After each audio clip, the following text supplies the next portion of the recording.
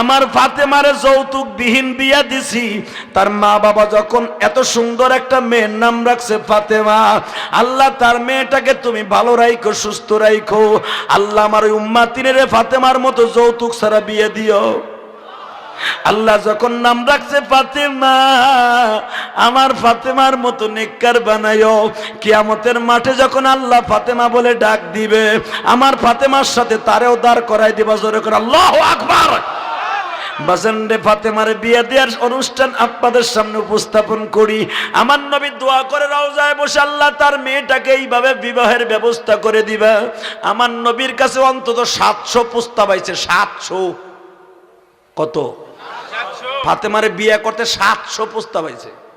তার ভিতরে বড় বড় সাহাবী তারাও প্রস্তাব দিছে ফাতেমারে বিয়ে করব। ফাতেমার বয়স হয়ে গেছে 13 বছর। বিশ্বনবী একদিন ডাক দিয়ে বলে, আলী রে, ও আলী, এখানে একটা নোটিশ টানায় দেয় কি, আমার ফাতেমার 13 বছর হয়েছে, আমার ফাতেমা বালেগ হয়ে গেছে, আর ফাতেমারে ঘরে রাখা যাবে না, তাড়াতাড়ি করে আমার ফাতেমারে বিয়ে দিতে হবে। আলী বলে, আমার মনেও নাই ফাতেমারে কবে দেখছি। আল্লাহু আকবার জোরে বলতে পারেন না? হিজরাতের রাত্রে ফাতেমাকে আমি এক নজর দেখছিলাম পর্দার ভিতরে। তখন ফাতেমার বয়স ছিল মাত্র বাজানরে 11 কি 11.5। আজকে আমি আলী দেখতে পারি নাই, ফাতেমা এখন বালেগ হয়ে গেছে। নবীজি, আমি নোটিশ টানায় দিলাম ফাতেমার বিবাহের অনুষ্ঠান হবে। আমার নবী ফাতেমারে বিবাহ দিতে চান। বাজানরে 3 দিনের ভিতরে প্রায় 700-র মতো দরখাস্ত পড়িয়ে গেল। এমন এমন সাহাবী ফাতেমারে বিয়ে করতে চায়, যারাই দেখতে চায়, যারাই দরখাস্ত দেয়, তাদের নবী বলেন তোমারটা ওয়েটিং এ রইল। নবী আমার 3 দিন পরে একদিন আলীরে ডাক দিয়া কয়, আলী রে, একটা কথা তোর কাছে শুনতে চাই। এত মানুষের দরখাস্ত দিলে তোর চোখে কি দরখাস্ত দিতে মন চায় না? বাজান এখন চোখের পানি ফেলায়া কাঁদবা। আলী বলে, নবীজি, আমি কেমনে আপনার কাছে দরখাস্ত দেই? আমার কাছে তো টাকা নাই, পয়সা নাই গো নবী, খাওন পাই না, আমি আবার কি দিয়ে বিয়ে করব? ও যুবক ভাইরা, তোমরা বলো চাকরি পাইলে বিয়ে করব, তোমরা বলো হুজুর এই বছর না আরো 2-4 বছর ইনকাম করে বিয়ে করব। এটা কিন্তু হাদিসের খেলাফ, এটা কিন্তু আমার আল্লাহর খেলাফ।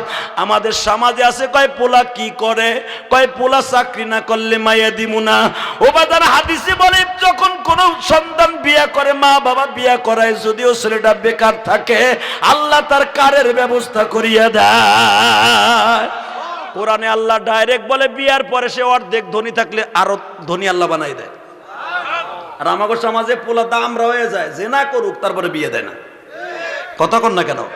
শুধু আপনাদের খেদমতে আরজ করতে চাই, পোলাপান বয়স হলে বিয়ে দেবেন। ফাতেমার সাথে কথা, আলীর সাথে কথা। আলীকে নবী বললেন, তুই কি বিয়ে করতে পারবি না? পারবো। কারে বিয়ে করব? কে আমারে মাইয়া দিবে? আজকে আমার বাপ নাই, মা নাই, কেউ নাই, মোদি নাই, আপনি আছেন আমার স্বাস্থ্য ভাই, আপনি কি আর আমার বিয়ে করাই দিবেন নিজে দায়িত্ব নিয়ে?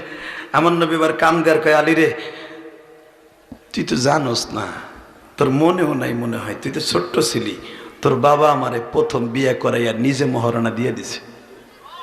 আলীরে বলে, আলী তুই বিয়ে করতে পারোস না? নবী, বিয়ে করবো কি দিয়ে, আমার পকেটে পয়সা আছে। আপনার ঘরে যদি পাক হয় তাহলে খাই, একক তো দিলে খাই, আর একক তো না দিলে মদিনা মাথার নিচে এক পাথর দেই। আর এই যে আমার একটা কম্বল আছে, এটারে কোলবালিশের মতো বানায় হয়ে থাই মসজিদে নববীর ভিতরে। আমার ঘর নাই, বাড়ি নাই, বউ রাখ মুখই আর খাওয়া মুখি। নবী বলে, আলী রে, খাওয়ানোর মালিক তুই? কয় না। তা তুই এই কথা কলি কে? তো নয় নবী, দেন আপনার যা খুশি তাই করেন, আমার কাছে কি আর আপনি বিয়ে দেবেন দায়িত্ব করে? আমার নবী বলে, আমার কাছেও চাইরে না ছিল না আলী, আমার কাছে একটা টাকাও ছিল না, তোর বাবা আমারে